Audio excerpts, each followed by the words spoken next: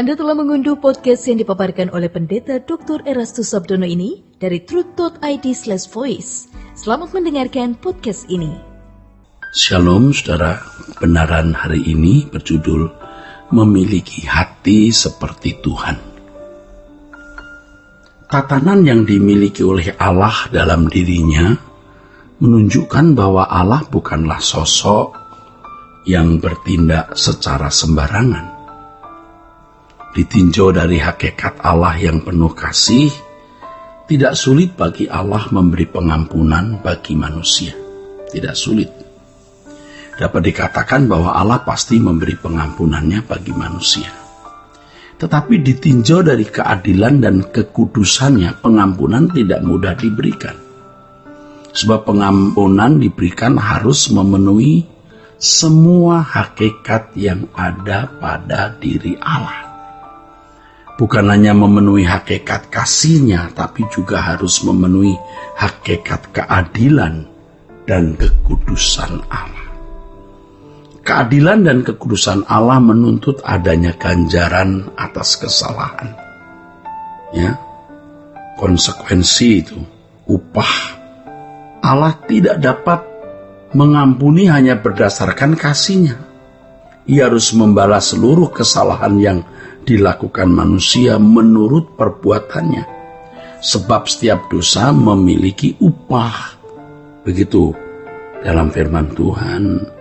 Nahum pasal 1 ayat 3, Roma pasal 6 ayat 23 dan lain sebagainya.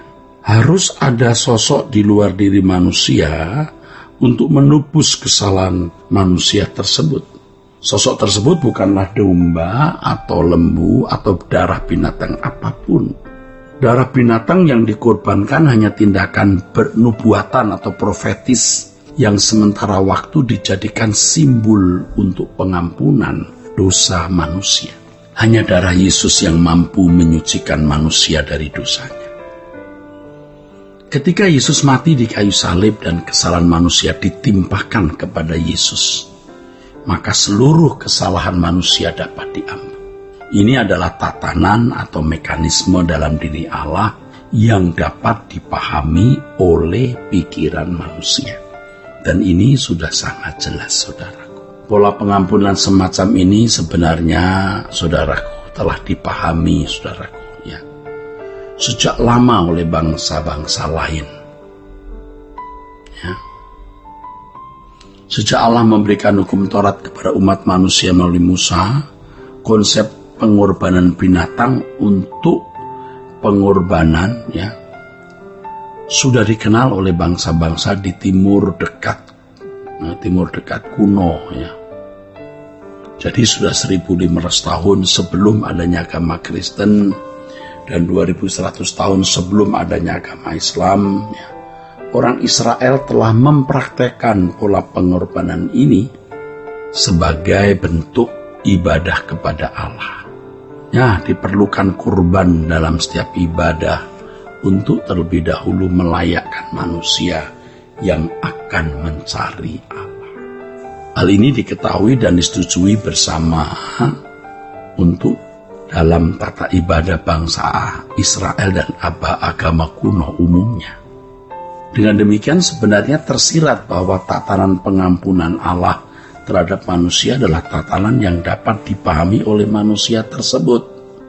Sejak dulu, tatanan atau mekanisme pengampunan Allah bukanlah sesuatu yang tersembunyi dan misterius, sehingga tidak dapat dipahami oleh manusia. Jika Allah dapat mengampuni tanpa mengorbankan anak tunggalnya, maka sesungguhnya Allah adalah Allah yang dapat berkompromi dengan kesalahan atau dosa. Allah tidak memberikan ganjaran atau hukuman terhadap dosa dan pelanggaran yang dilakukan manusia. Jika pengampunan bisa diberikan tanpa pengorbanan putranya, berarti Allah tidak memberikan ganjaran atau hukuman terhadap dosa dan pelanggaran yang dilakukan manusia. Dengan demikian Allah menjadi tidak adil kalau begitu. Akan tetapi Allah kita bukanlah demikian. Allah tidak dapat berkompromi dengan dosa. Dalam integritasnya yang sempurna, Allah bersedia mengampuni dosa manusia meski dengan harga yang mahal, yaitu seharga putra tunggalnya. Ketika kita memahami hal ini, kita dapat mengagumi kesempurnaan kasih dan keadilan dalam diri Allah. Hal ini tentu berimplikasi kepada bagaimana kita menyambut orang lain, berangkat dari pengorbanan yang terlebih dahulu ditunjukkan oleh Allah tersebut, saudaraku. Berangkat dari hal itu, saudaraku, dapat dibayangkan jika Allah tidak berniat menyelamatkan manusia. Wow, betapa mengerikan. Pasti tidak akan ada peradaban manusia yang begitu luar biasa seperti yang dapat kita saksikan pada hari ini. Allah yang Maha Kasih, Maha Adil menunjukkan kemuliaannya dengan mengorbankan putra tunggalnya demi manusia di seluruh jagat raya. Menghayati ini kita semakin bergelora, makin menyala dalam mengasihi Tuhan dan sesama kita. Sebab jika Bapa berani mengorbankan putra tunggalnya, apalah artinya kerugian perasaan, kerugian materi, atau kerugian lainnya yang membuat kita tidak bersedia mengampuni sesama kita. Dan betapa bodohnya orang yang tidak bersedia mengampuni sesamanya.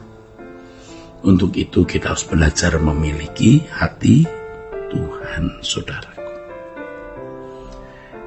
Hati Tuhan terhadap manusia yang melukai dan mengkhianatinya terekam dalam pernyataannya.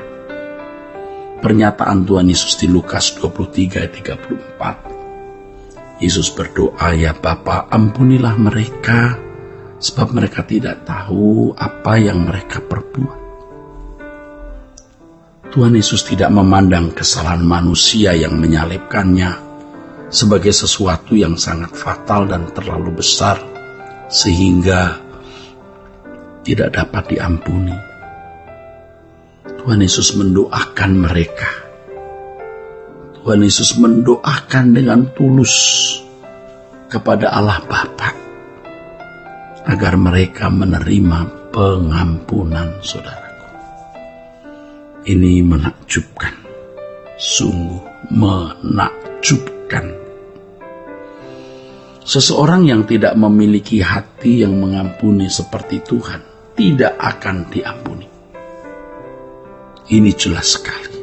Jelas dan tegas Alkitab mengatakan. Dan itu tertuang dalam doa Bapa kami. Dalam kalimat, ampunilah kami seperti kami pun mengampuni orang. Mengampuni yang bersalah kepada kami.